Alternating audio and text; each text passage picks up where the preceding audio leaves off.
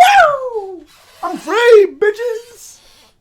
I'm in a different shirt. I have skin!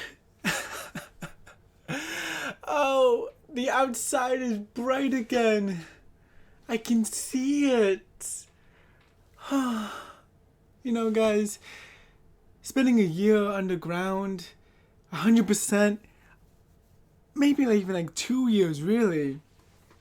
Not able to see anyone, not able to make videos or do anything that I really wanted to for 2.5 years. Oh, man. Have I missed anything? Nothing much, just global pandemic, fire tornadoes, Australia burned for a quick minute. That seems like a lot. Also, who were you and how did you get into my bedroom/recording studio? Oh, you see, I'm the internet. Nice to meet you. You do look like you're covered in dirt and the existential crisis of seeing another one of you. Yes. How can I help you? I'm sorry, who? Who are you? Look, if it really helps you, just call me iRave. Work? Does that work for you? Yeah, feel free to picture me in a beret and glasses and a very fancy, sophisticated scarf that I still don't know where I'm gonna find. Oh, also I have tea in my hand, I decided. I mean, yeah, I can see all of that. Why are you describing that to me? I don't... What is happening? I don't quite understand. Well, you see, I'm iRave. I'm the internet. Your version. With a beak. You know I'm not an actual raven, right? I cannot confirm nor deny that. We used to see your face. No, we don't. So, iRave.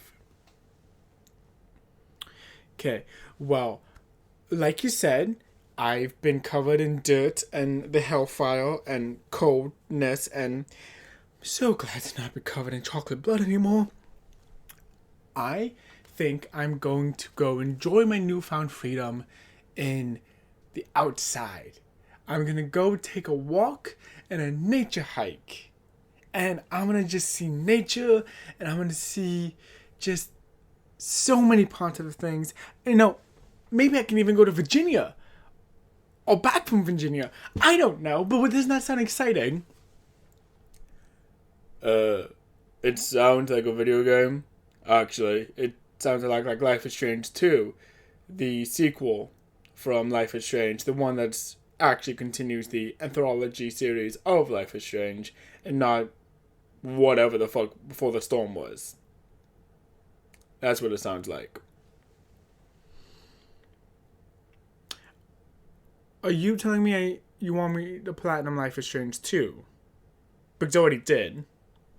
Well, yeah, that's kind of what I'm telling you. But how about while you're on your nature trail exploring the world and everything the glorious upstairs has, why don't you talk about Life is Strange 2? I'll make a coffee, and I'll argue with you. If I decide to come with. I haven't decided. I decided. I need you to stop quoting more famous YouTubers, because I'm not sure I can get away with that. I'm going to be 100% honest. Well, I'm the internet. I haven't had a single original thought in years. You're a lot. Uh-huh. Okay. So yeah. I got my backpack on. I got my hiking stick. Let's go. And I guess we can talk about Life is Strange too, as we talk about Sean and Daniel. So Daniel Fortescue, Daniel, Sean, these things have nothing in common. Alright, we are gonna go on a hike. Look at the birds, look at the nature. Ha ha ha. Alrighty. Well, I think if I'm going to start this nature hike, I should probably sketch my bedroom first, because that is a trophy called Sketchy, and it's for starting any drawing in episode 1. I should also say that I do have a number of trophy guides up on the channel already, back from the before the code in the dark. But all of those I don't really recommend watching because I still don't know what I'm doing, but at least now I have a bit more direction with my non-direction. But yes, Sketchy, really, it's one of the collectibles in the game.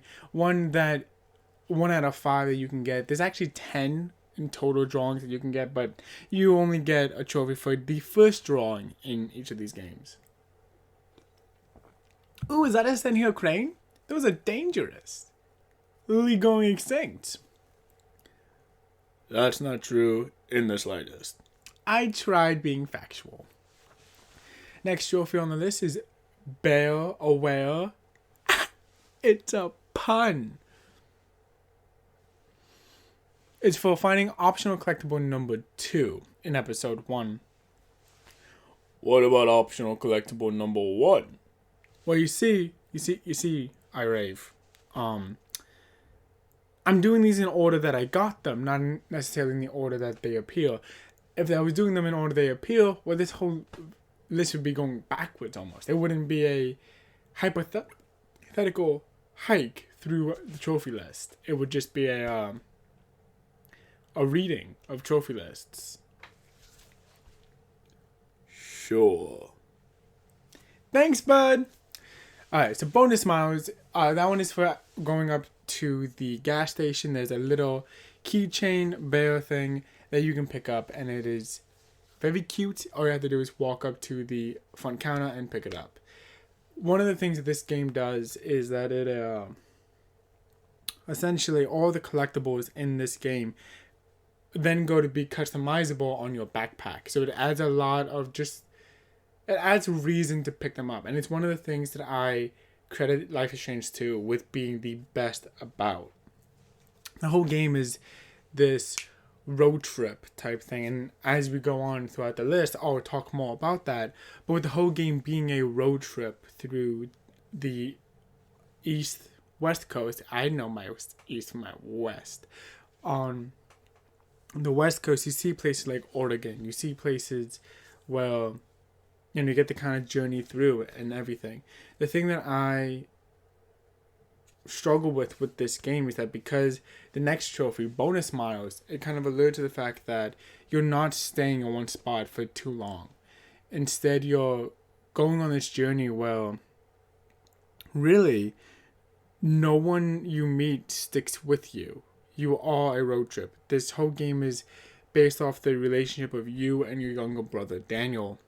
And if you're not all in on that relationship, you really struggle to have a good time in this game.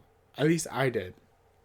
Now, this game came out in a time where I was doing playthroughs on the channel, and about halfway through the playthrough, I had equipment failure and everything kind of crashed and became awful, which then led to me stop making content.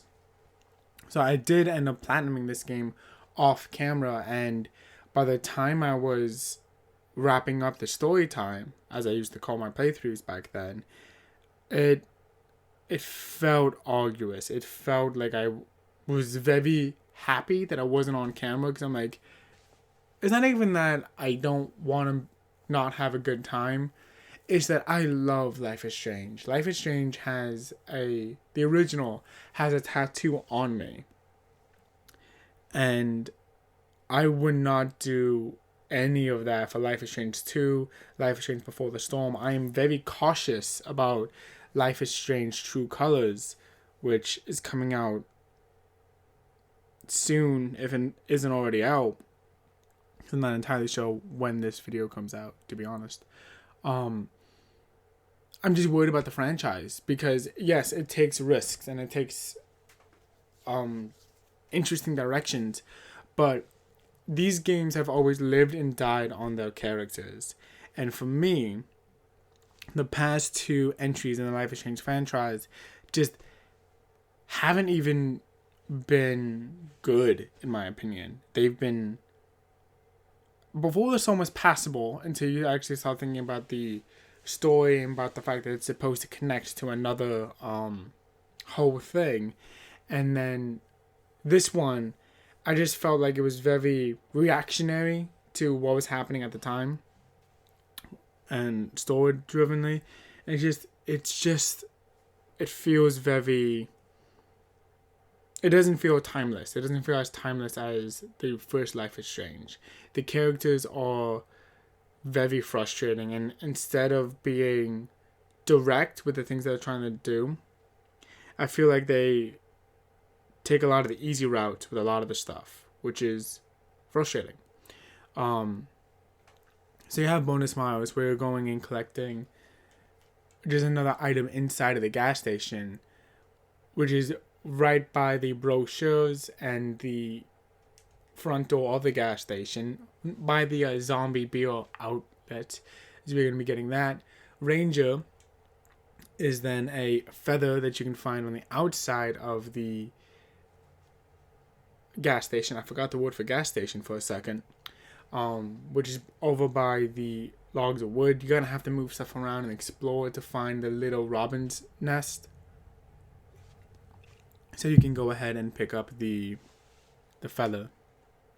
So there's that. Trail Angel.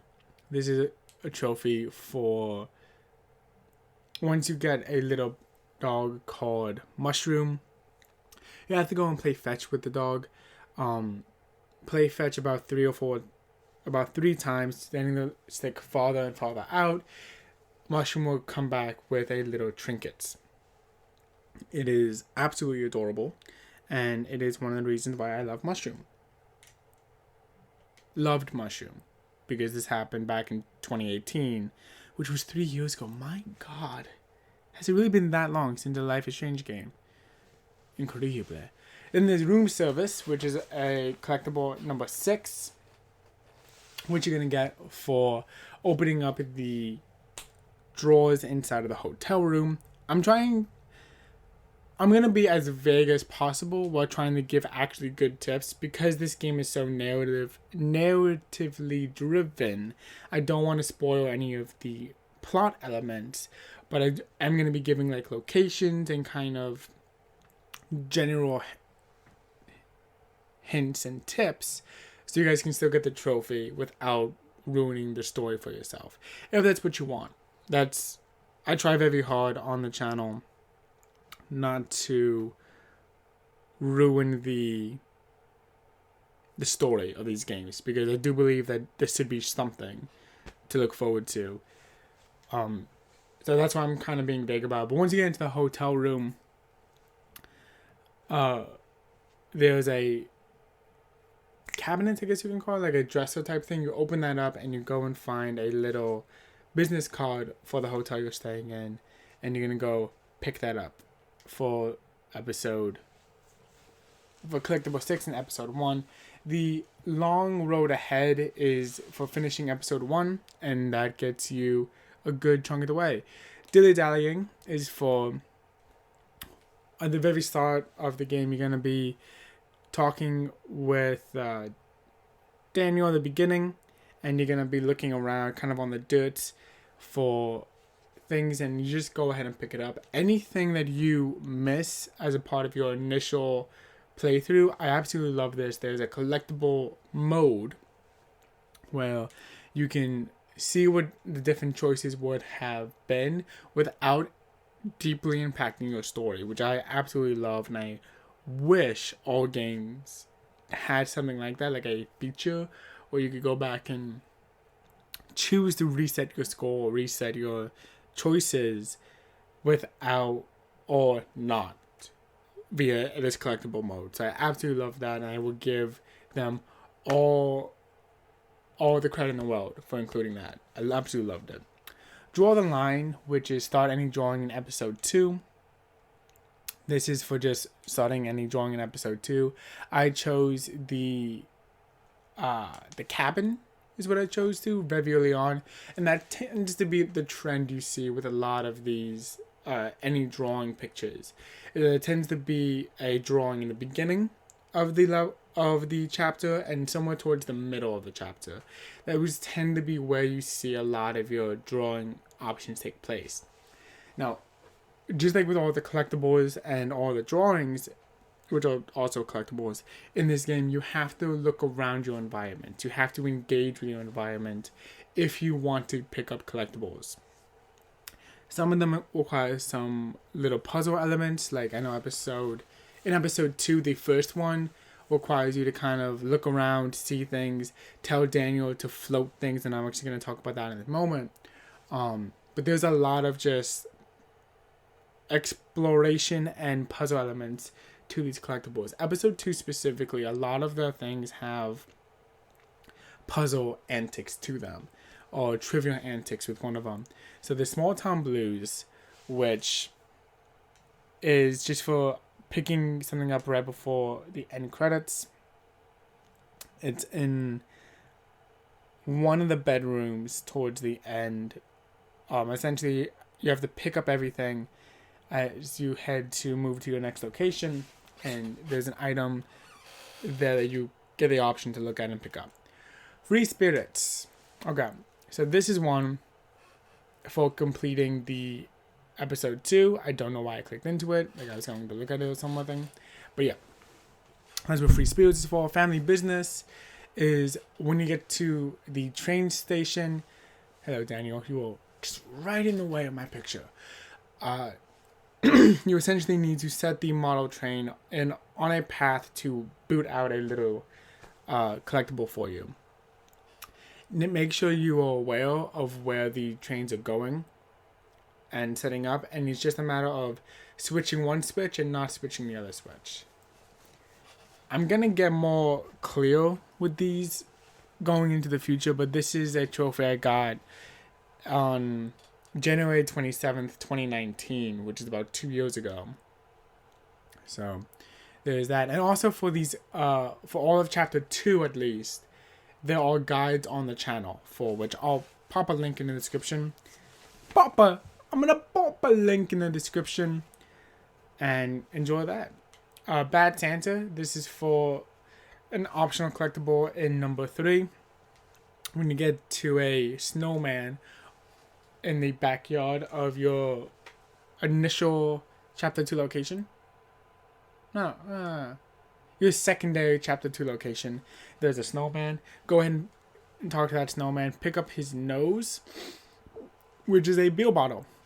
Tap. And that'll be that. Heirloom, which is final optional collectible number 4. This is for talking to a small child and answering all of his questions correctly. Essentially, what you have to do is you need to be aware of which characters that he's presenting you are on the good side and on the bad side. By answering them correctly, you'll be able to get this trophy. I do have a guide on the channel for it, and if you played Captain Spirit, the Adventure of Captain Spirit, you'll have a better grasp of what this is. Captain Spirit was the demo of Life is Strange 2, and it's just something to kind of keep your eyes open for. Back in Time, find collectible number 1 in episode 2. This one is going to require you to look straight up into a tree outside of the cabin. We can also get that drawing stuff and kind of pick that one up. It is pretty simple. It is just one that it requires more steps than any of the other collectibles in the game. With this one, it's a matter of seeing where it is, picking it up, and asking Daniel to manipulate the environment around you to pick it up. It is simple. There is a guide, and it can get quite tricky just because of how unlike it any of the other ones there are. But in the grand scheme of trophies, it's quite simple. Does that make sense? Because I feel like it's very topsy-turvy in explanations. Private Journey is for doing episode 2. All the collectibles in episode 2. Teenage Angst, this is when you talk to Cassie. Or is it Cassidy? I don't remember. It's been a minute. And picking up a collectible near her. It is over by the fence overlooking the parking lot and the streets, which you can go ahead and pick it up from there. American Graffiti. This is for starting any drawing in episode 3. I chose the campsite, the Redwood campsite, which was fun. Also remember to continuously circle your thumbstick and not just keep it in one direction. I did not realize that, and that's why in the first episode of Life is Strange 2 playthrough on the channel, there's like a 5-minute sequence where I'm like, I'm just not getting it, guys. Which, you know, if I was a bit more savvy today, I probably would have cut that. I'm like, yep, we don't need that. Train of Thought, collectible 2 in episode 3. This is for when you are at work. In this episode, essentially, as you are doing your job and your mind kind of starts to wander, you have the option to keep your equipment in good shape and also pick up things for yourself. As long as you do it and you're being aware of the conversations, the maintenance, and your items in front of you, you should be fine. It's just a lot to kind of keep track in comparison to other things. While Back in Time from episode 2 required you a straight up puzzle, Train of Thought just requires you to be aware. They're two different skills. Zero Hugs Given, optional collectible 3 in episode 3. This collectible is when you're back at the campsite post work and you are near the water collection tents. Go ahead and explore that area and you'll be able to pick it up. Green Thumbs is for optional collectible number 4 in episode 3. This is over by the lake, by the river, stream, whichever you would like to call that. I believe it's a river. I believe you would call that a river. I believe. Going ahead and picking that up over by the right hand side overlooking is where you're going to find that. Dancing Days, optional collectible 5 in episode 3. This is for going close to at night, close to a single body tent that is orange, green, and yellow by the red milk crate is where you're going to find that. While everyone is kind of enjoying the night air, that's where you're going to be going. Keep aware. One of Us. This is for collectible number 6 in episode 3. You're going to find a drawer, a work drawer essentially, that you're going to open up. And there are a number of bullets that are sitting there on the top shelf. Pick up one next to the paint by the hammer when you're trying to break into a place, a thing. And you're going to be able to pick one of those bullets up for your collectible, which is collectible 6 in episode 3. Adrift is finishing episode 3. And the Doma Buns. This is for very beginning in episode 1. When you wake up near the camp, it is by Jacob's tent behind a large red tree. It's where you're going to be finding this one. The Lost Boy Chronicles is for then collecting every single optional collectible in episode 3, not including drawings, which is weird. You don't have to do any of the drawings, but the 6 backpack ornament collectibles, which is odd. Which is a choice. Tarasco is starting any drawing in episode 4. I started this one from bed. It's very easy. It is one of the first things you can do in the episode. Collectible 1 in episode 4. Pardon me. This is for when you get out of bed, going to the desk that's right in front of said bed, or the little table, I guess you would call it. There's a collectible there. Pick that up and you are good to go. Lone Wolf is for optional collectible number 2 in episode 4. This is for going through the glove box. There's an item there that you can pick up. Go ahead and pick up that item. You'll be good to go. And then we're going to jump to optional collectible number 4 in episode 4 called The Promised Land. This is when you get to the lobby of the church that you eventually end up going to. What you need to do is you need to pick up an item by the picnic flyer on the left-hand side of the church. That's where you're going to find that. All Sinners is collectible number 5 in episode 4. This is inside of a drawer in the living quarters of the main... What would you call her? Was she... I believe she's a pastor. I believe she calls herself a pastor, but would you call her a priestess? It's not Catholic. It's not a Catholic denomination, so I guess it would just be the female pastor. Yeah. Let me know, because I don't know. And if you're here at this point, you must be interested in my words. Help me make them a bit more clear. Yes, but that is All Sinners. Heaven and Hell is optional collectible number 6 in episode 4. This is in the back end of the congregation. This is when you're looking out towards a blue house toward the end of the game. And the next trophy is actually a Bible verse. So if you'll indulge me for just a moment, I would like to read out that Bible verse for you, just because it's interesting and it's something that is just weird and different, and I like being able to talk about trophies in a bit more in depth. So the trophy is called Romans 3:23, finish episode 4, and Romans 3:23, so doth read, for all have sinned and fall short of the glory of God, which, that is heavy shit for a trophy name.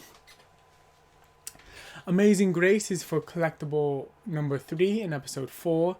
This is when you're walking on the side of the road out by the desert. You're going to see some wildlife interact off to the right hand side. Follow that wildlife and you'll eventually come to a spot where you can pick up a collectible, which is fun and interesting. Archivist.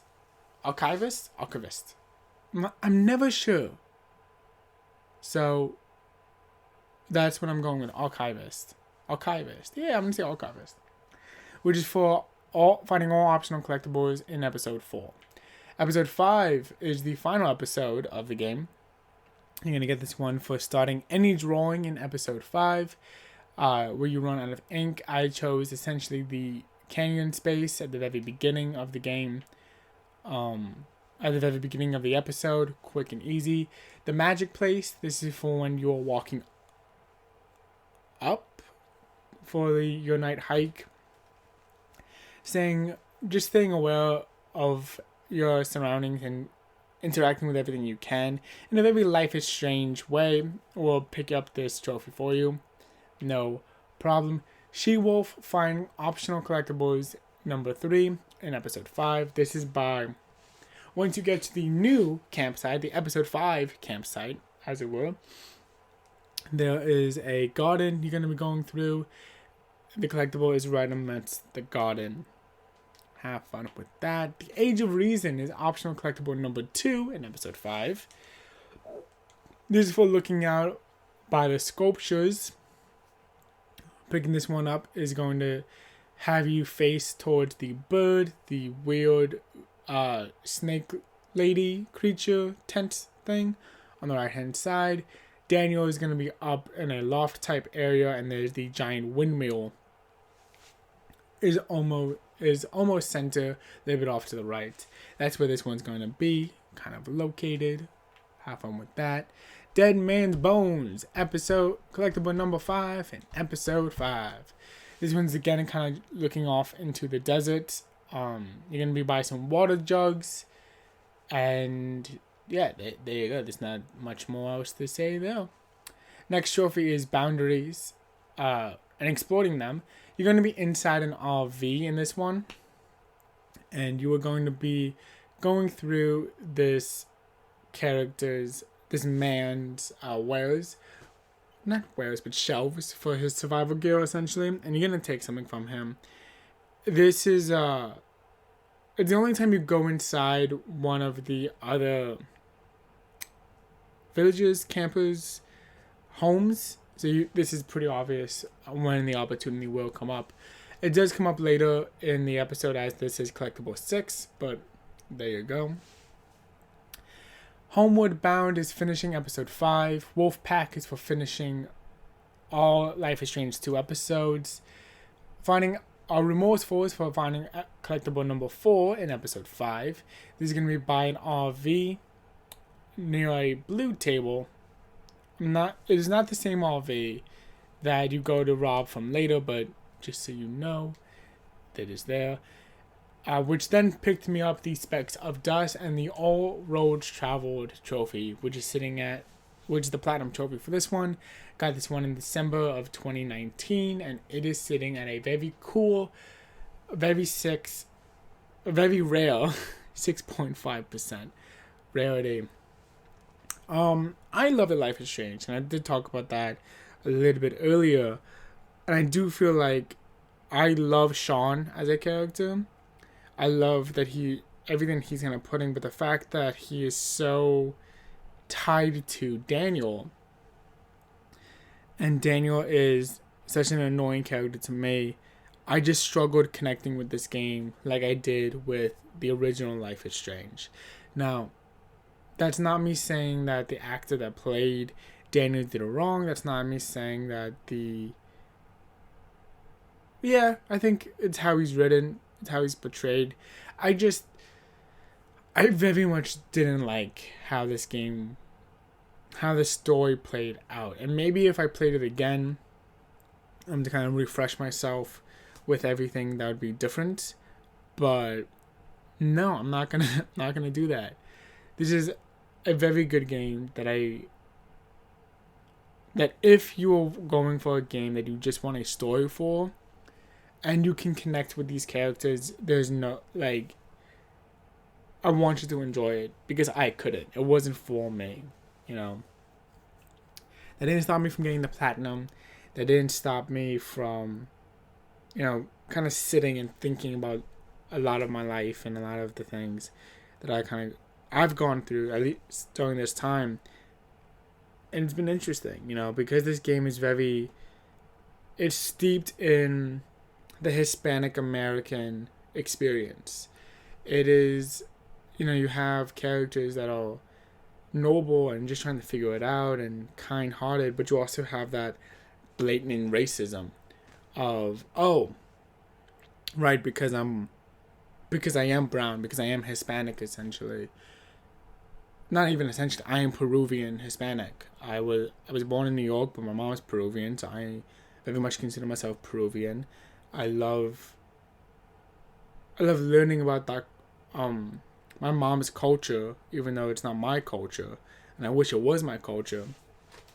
Playing Life is Strange 2, you get the Trump America that the game is developed under, which I know America has problems. I'm not saying it doesn't. I know that representation has massive problems. I'm not saying it doesn't. But it feels like this specific brand of racism that is discussed and displayed in this game, it feels so Trumpian that it doesn't feel timeless. It feels so specific. I don't know. And I don't want to talk about politics, so I'm not going to get too deep into it, but the kind of racism you see in the game just feels like so... It feels so cartoonishly realistic that it's like, oh, okay, that's what we're doing. Okay, all of the racist characters you kind of come up against is all these all American, with the gas station character you have this very, I'm trying to figure out how to say this without bungling it up, because I feel like I am. So with the gas station character, right, you have this elderly white man who's like, well, you stole from me and this and that, and there's a discussion early in the game was like, well, these people aren't quite used to having Hispanics, so they're gonna think of you as negative. They're gonna think down on you, and that's really painful. And you have this character there who is like, oh, well, you stole shit from me, and yada yada yada. That's a great choice, right? That, like, cool. We're gonna go into race complications in this game, especially since they haven't tried to touch on race since, or in any other aspect of the Life is Strange anthology. But the fact that you can steal from this guy as a means of survival, it makes it feel much less impactful. And instead it makes it feel like, oh, well, I did steal. So this guy was right, and he just happens to be a racist. Versus if you don't steal anything, because I did go back and play this to try to see if it felt different, or if there was any difference in dialogue or anything like that. It comes across as like, oh, he's just cartoonishly racist. He's like, oh, he's not. People think things because they don't have experience and they don't have they don't have any other knowledge, right? And yes, I'm calling racist fucking stupid. Like, you are stupid. If you're racist, you are stupid because you do not know, and I pity you. But a lot of times when it gets shown off in movies or media, unless it's done right, it comes off very cartoonish. And I feel like that's the issue. That is like, oh, well, I'm the bad guy, so of course I'm racist, you know? And then later in chapter 5, it kind of like dances off of that, and then it comes back to that kind of conversation of Americana cartoonish racist of, yeah, you're not gonna get over the fucking wall, you know, and just kind of just like bullshit type thing. And it doesn't feel genuine. You know, I've had interactions with racists and with racist comments where it's just like, oh, that's just, I'm gonna say it and we're moving on. And it's like, it's not even, we're not gonna give it that moment, because for that character, for that person, it is just so one and move, you know? And in Life is Strange 2, it feels like a character will say something racist, and then the camera or whatever the narrative beat is, it's just like, it sits there, and it makes you stew in that. And it ends up feeling less like this is something a character would actually say, and more like, oh, this is just a racist cartoon, essentially. And, you know, you have those kind of elements where it seems so Trumpian and it seems so disjointed from what's actually happening. You know, it feels like, and then you get this risky narrative decision of a road trip where you don't get to keep any of these side characters. And then you get this thing where it's like, oh, I struggle to connect with these characters. For me, it felt like a very subpar story, and it felt like a boring game. Now, there are other people who have played this game and have absolutely loved this, but you're not here for their opinion, you're here for my opinion.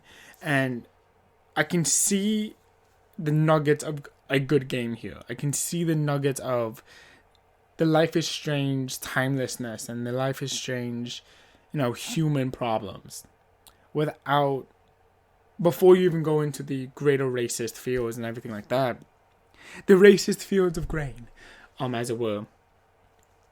But yeah, this is a game that I love, but it gets bogged down with so much extra garbage, in my opinion.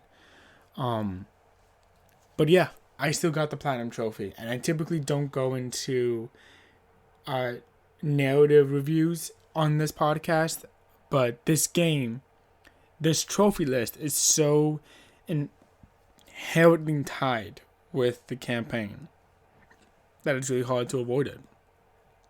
Like, all of the collectibles are tied to narrative baits of like, okay, well, narratively you're here and you can't go anywhere else, so you gotta stick with this right now. Or you gotta talk to this character here, and based off of narrative decisions that you did earlier, they might not want to talk to you. They might have different dialogue, which then changes things over here.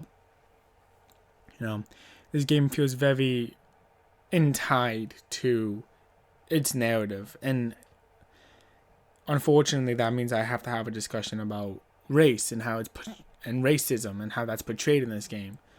But yeah, that's just how I feel. That's how I kind of go on it. And you know, for a hike in the woods that this game ended up being difficulty wise, trophy wise, and for the actual hike that I took in the woods to kind of just put myself in the mindset of this video, of this episode. It's a podcast. I still got to remember that it's a podcast. It's not a video. I enjoyed it. I did travel all roads. And if you guys are still here for at the end of a rant against portraying racists properly, because damn it, they're people too. No, they're not. Thank you guys for watching. Thank you guys for listening. And if you want something a bit lighter in next episode, where we're not talking about racism and we're only talking about the fabric of reality and what that all means for people, tune in next time for Tales of the Hunt, because my name's been Insane Raven, and we'll see you guys next time. Yeah, not even